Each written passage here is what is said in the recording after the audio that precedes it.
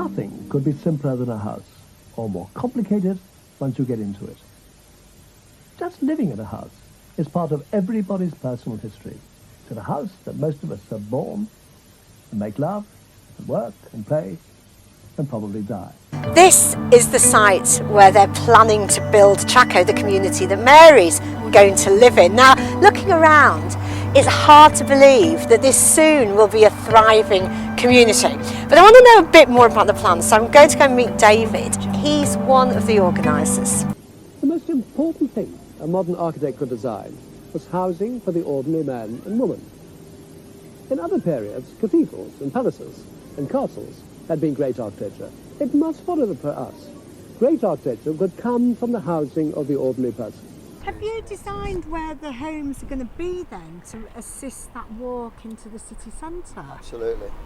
Wow, that's amazing, because tell me if I'm wrong, I would imagine most developers would design where they can get the maximum number of units.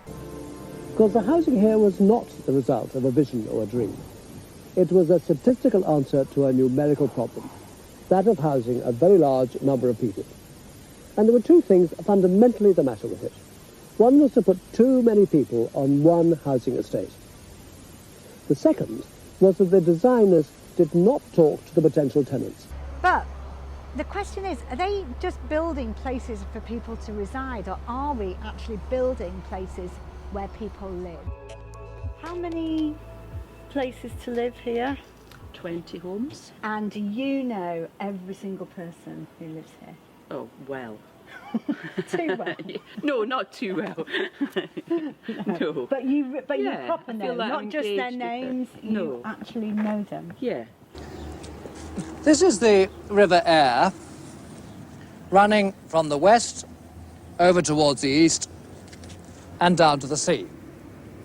Now, the spine of Leeds has always been the road leading from the south to the north. We build around 160,000 new homes each year.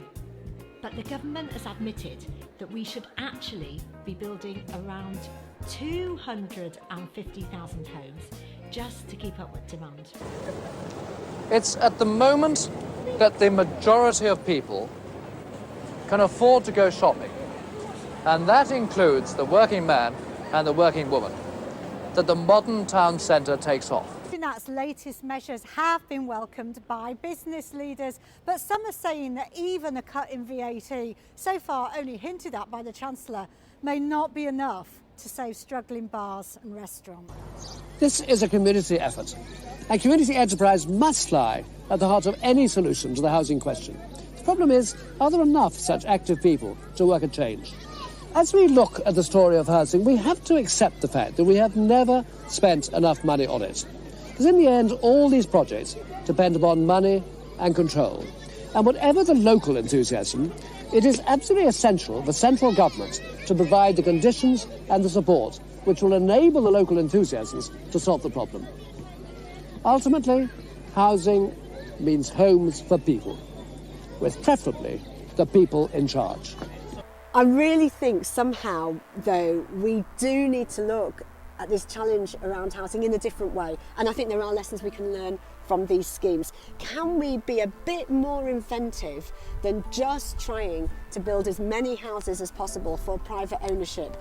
Can we start to think a little bit more about communities and about places for us to live full lives?